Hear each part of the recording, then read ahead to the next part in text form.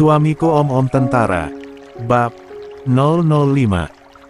Semalam, Zaida tidur di kamar Amel, tetapi malam ini Zaida diminta untuk tidur di kamar Firza saja. Lagi pula, kamar Amel juga sedang dibereskan jadi agak berantakan. Ketika pertama kali masuk ke kamar Firza, Zaida benar-benar canggung. Ini pertama kalinya ia masuk ke kamar lelaki. Ya meskipun lelaki tersebut statusnya adalah suami Zaida, tetap saja rasanya aneh. Zaida benar-benar bingung harus melakukan apa di kamar Firza, jadi ia hanya duduk di pinggiran ranjang sembari agak melamun. Zaida mendengar suara gemericik air di kamar mandi, dan mengasumsikan bahwa Firza kemungkinan sedang membersihkan dirinya. Tadi setelah pamitan dengan Umi dan Abah, Firza langsung menghilang begitu saja. Pria itu lumayan banyak bergerak ke sana kemari tadi, jadi mungkin gerah dan ingin buru-buru mandi. Jantung Zaida semakin berdebar. La juga heran mengapa harus merasa demikian, padahal Zaida hanya sedang menunggu Firza selesai mandi. Di tengah menunggu Firza selesai mandi, Zaida melihat ponsel Firza yang diletakkan di meja bergetar. HP siapa? Gumam Zaida. Ia memeriksa ponselnya sendiri dan ternyata tidak ada panggilan atau pesan, berarti bukan miliknya. Lalu, Zaida mengedarkan pandangannya dan melihat sebuah ponsel yang menyala dan terus bergetar. Zaida mendekati ponsel itu dan ternyata milik Firza. Zaida tidak berani mengangkat, jadi ia biarkan saja hingga berhenti bergetar. Zaida bukan tipe orang kurang ajar yang suka membuka-buka barang milik orang lain tanpa izin. Saat ini, memang Firza sudah berstatus sebagai suaminya, tetapi tetap saja Zaida merasa tidak pantas menyentuh barang Firza tanpa izin terlebih dahulu. Lagi pula, Zaida belum sedekat itu dengan Firza. 26. Tak lama setelahnya, Firza sudah selesai mandi dan keluar. Ia sedang mengeringkan rambutnya yang masih basah dengan handuk, sementara badannya hanya memakai kaos rumahan biasa dan celana pendek. Zaida agak terkejut melihat penampilan itu, jadi ia refleks menunduk. Firza menatap Zaida sebentar, tetapi ia tidak mengatakan apa-apa. Firza malah langsung menuju ke meja untuk mengecek ponselnya. "Saya mau telepon orang dulu," pamit Firza. Zaida hanya mengangguk. Firza pun menyingkir lalu menghubungi seseorang yang Zaida sendiri tidak tahu. Firza hanya menyingkir selama beberapa saat saja, lalu kemudian kembali lagi. Sekembalinya Firza, Zaida merasa semakin canggung saja. "Kamu tidur duluan saja. Saya masih ada urusan setelah ini." Zaida mengangguk. "Iya." Zaida pun berbaring di ranjang Firza dan berusaha untuk tidur, sementara Firza sendiri pergi karena ada urusan. Sampai ketika tengah malam, Zaida merasa tenggorokannya amat kering. Ia terbangun dan tidak melihat Firza ada di kamar tersebut. "Mas Firza masih ada urusan di luar, kah?" gumam Zaida. Ia hendak ke dapur untuk mengambil minum, tetapi melewati sebuah ruangan yang biasanya digunakan untuk menerima tamu. Ada sofa panjang di sana dan ternyata Firza terlelap di salah satu sofa panjang itu. Langkah Zaida seketika terhenti, ia pun membatin, "Mas Firza ternyata tidur di sofa, kok dia tidur di sini sih? Apa dia sengaja yang gak mau tidur sekamar sama aku?" Zaida menunduk kecewa. Ia tidak mengharapkan apa-apa kepada Firza, tetapi melihat pria itu dengan sengaja seperti menghindar darinya membuat Zaida merasa seperti tidak diinginkan. Apa mungkin dia sebenarnya kurang suka sama pernikahan ini? Zaida kembali membatin. 27. Zaida tersadar bahwa pikiran tersebut tidak seharusnya ada. Ia buru-buru menggeleng. "Astagfirullah. Seharusnya aku nggak boleh berpikir kayak gitu," batinnya. Zaida segera ke dapur dan minum kemudian buru-buru ke kamar lagi.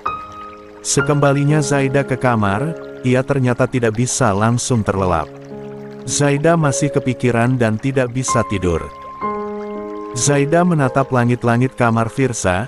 Ia masih kepikiran mengapa Firza memilih tidur di sofa padahal mereka sudah resmi sebagai suami istri. Zaida tidak mengharapkan apa-apa, tetapi jika Firza diam saja dan langsung tidur di sofa tanpa mengatakan apapun, pikiran Zaida tentu jadi kemana-mana. Ya Allah, kenapa aku terus kepikiran sih? Gumamnya pelan. Zaida berguling ke kiri dan ke kanan, berusaha mencari posisi paling nyaman untuk tidur. Sayang sekali, ia masih merasa gelisah. Sampai bermenit-menit berlalu, Zaida masih belum terlelap juga. Ia terus berdoa dalam hati, berharap Allah akan memberinya ketenangan. Usahanya berhasil, lama-kelamaan, Zaida mulai mengantuk. Berhubung tubuhnya juga lelah karena membantu selama pengajian, akhirnya ia pun berhasil kembali tidur. Di hari berikutnya, Zaida mencoba diam dan berpikir positif. La sendiri berusaha untuk menghilangkan perasaan ragunya terhadap Firza. Tidak baik meragukan suami sendiri. Zaida tidak boleh asal mengambil asumsi mengenai Firza. Barangkali pria itu tidur di sofa karena tidak mau mengganggunya, toh, mereka juga memang belum benar-benar kenal secara dekat. Sayangnya, ketika malam tiba, lagi-lagi Firza keluar kamar dan tidur di sofa. Zaida berpura-pura sudah tidur malam itu. Ia ingin tahu apakah Firza akan tetap tidur di kamar atau tidak. Namun, ternyata Firza malah keluar. Zaida membuka matanya dan menghela napas panjang ketika menyadari bahwa ia ditinggal lagi oleh Firza. Apa Mas Firza sebenarnya nggak menginginkan pernikahan ini? Iya. Gumam Zaida. Zaida berusaha mengerti. Ia juga sadar bahwa pernikahan mereka terlalu mendadak. Tidak ada perayaan khas pernikahan yang ceria, mereka langsung disibukkan dengan pengajian kematian Amel. Pernikahan ini pun bukan atas dasar keinginan mereka, tetapi atas wasiat Amel. Zaida tahu ia dan Firza masih asing, tetapi kalau seperti ini terus, Zaida malu. Ia terus mengharapkan untuk melakukan pendekatan dengan Firza, pelan-pelan pun tak masalah. Namun, Firza tidak ada pergerakan sama sekali. Sebaliknya, pria itu malah terkesan menghindar dari Zaida. Ia jadi merasa seperti wanita yang tidak diinginkan dalam pernikahan ini. Zaida tidak bisa tinggal diam, jadi di pagi harinya ketika Firza mandi, Zaida menunggu hingga pria itu selesai. Ketika Firza sudah selesai mandi, Zaida mencoba untuk mengajak pria itu bicara. Zaida merasa, semuanya tidak akan selesai jika dirinya hanya terus diam dan tidak melakukan apa-apa. Apalagi, Firza juga tidak berinisiatif mengatakan apapun. Mas Firza, panggil Zaida. Firza yang sedang menyisir rambutnya menoleh. Ya, semalam tidur di sofa. 28. Firza mengangguk. Iya, ketiduran. Tapi malam sebelumnya juga tidur di sofa. Firza seketika terdiam mendengarnya. Ia pun menghela napas panjang, seolah bingung harus menjawab apa terhadap ucapan Zaida. Itu, maaf, sebenarnya saya belum siap dengan rumah tangga kita. Semuanya begitu mendadak. Pernikahan mendadak, kematian Amel mendadak, segala sesuatunya terlalu mendadak. Selain itu, kita berdua juga belum mengenal satu sama lain. Pertemuan kita hanya di rumah sakit saat itu, lalu kita berdua tiba-tiba menikah. Maaf, saya masih butuh waktu untuk memproses semua keadaan ini. Zaida menghela napas mendengar curahan hati Firza. Ia tidak menghakimi perasaan pria itu, sebab Zaida sendiri juga merasa segalanya terlalu mendadak. Yang sebenarnya Zaida permasalahkan bukan itu. Sangat wajar kalau Firza merasa kewalahan, merasa asing, atau merasa tidak terbiasa. Zaida pun juga merasa demikian. Namun, Yang menjadi perhatian Zaida adalah perilaku Firza yang sama sekali tidak ada inisiatif untuk mulai mengenal satu sama lain dengan Zaida. Jika Firza terus-menerus menghindar, lantas bagaimana mereka mau saling mengenal? Ya sudah, kalau Mas Firza merasa kurang nyaman, aku paham, malam ini biar aku pulang ke rumah Umi dan Abah saja untuk tidur di sana. Mendengar hal itu, Firza malah mengangguk. Pria itu sama sekali tidak menunjukkan penolakan, atau setidaknya menahan Zaida agar tidak pulang ke rumah orang tuanya. Firza menerima begitu saja, seolah ada atau tidaknya keberadaan Zaida di dekatnya bukan sesuatu yang amat penting. Sore harinya, Zaida diantar Firza ke rumah orang tuanya. Sama seperti sebelumnya, mereka berdua tidak pernah memulai topik pembicaraan apapun ketika berada di dalam mobil. Sampai tiba di kediaman orang tua Zaida, mereka berdua bertahan dalam suasana hening. Zaida pun turun dari mobil diikuti Firza yang juga hendak menyapa mertuanya. Di sana, uminya Zaida yang membukakan pintu. Wanita itu heran melihat Zaida datang bersama dengan Firza. "Loh, ada apa, Zaida, apa ada yang ketinggalan?" tanya Umi. Zaida menggeleng. "Zaida mau tidur di rumah aja, Umi." Umi mengernyit. "Kamu nggak apa-apa, kan Zaida?" Zaida tersenyum. "Zaida cuma agak kurang enak badan aja, Bu. Di pesantren masih sibuk, Zaida jadi takut ganggu kalau kondisinya agak kurang enak badan." Umi mengangguk-angguk. "Oh gitu, ya sudah, kamu langsung istirahat ke kamar aja." Zaida mengiyakan. Ia tidak menoleh kepada Firza dan langsung melenggang pergi begitu saja ke dalam kamarnya. Sayup-sayup, Zaida mendengar suara uminya berbincang dengan Firza, hanya sebentar saja, sebab tak lama setelahnya Zaida mendengar suara deru mesin mobil yang menjauh dari rumahnya. Sepertinya, Firza tidak berlama-lama di sini dan segera kembali ke pesantren. Begitu berada di kamar sendirian, hati Zaida yang sudah terasa tidak nyaman sejak mendengar pengakuan Firza mengenai situasi pernikahan mereka akhirnya tidak kuat lagi. Zaida merasa sedih, dan meskipun ia berusaha 29 menahan tangis, pada akhirnya Zaida tetap menangis. Zaida terisak sendirian di kamarnya. Sebisa mungkin ia meredam suaranya sendiri dengan menekan bantal pada wajahnya. Bahunya bergetar, dan dadanya sesak luar biasa.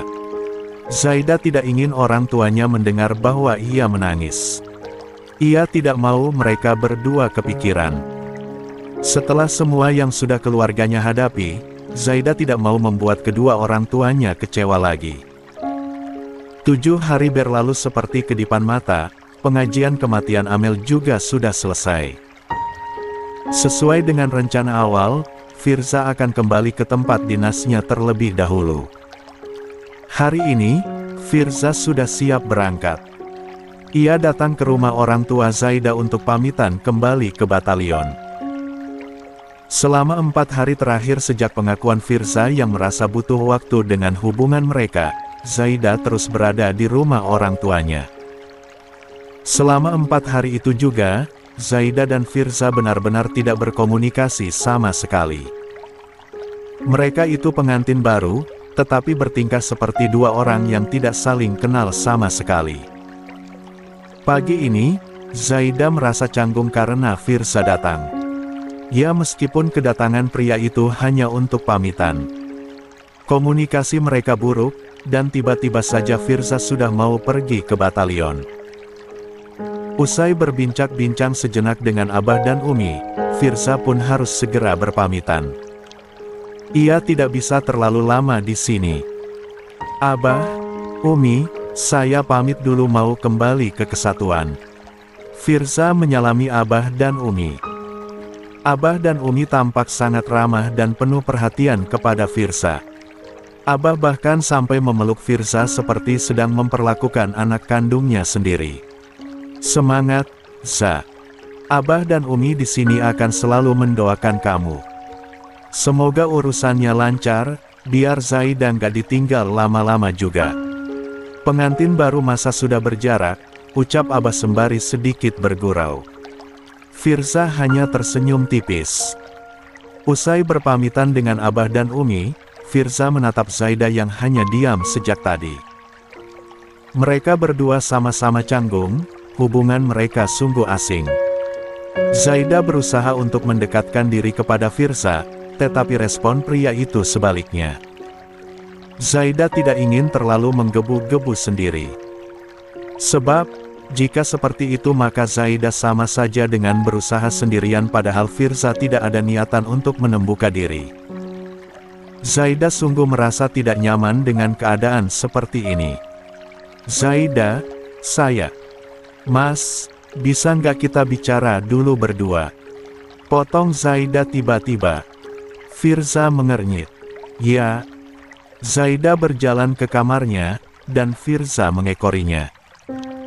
Mereka masuk ke kamar berdua, meninggalkan Abah dan Umi yang masih di ruang tamu.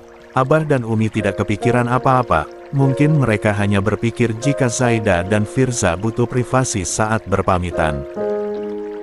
Sementara di kamar itu, Zaida dan Firza kembali benar-benar bertatap muka setelah 4 hari tanpa komunikasi sama sekali. 30. Kamu mau bicara apa? Tanya Firza. Zaida mengembuskan napas panjang. Mas Firza, apa Mas akan lama perginya? Saya belum tahu. Urusan saya masih banyak, dan...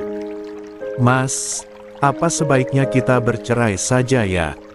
Potong Zaida cepat. Firza sontak membelalak kaget.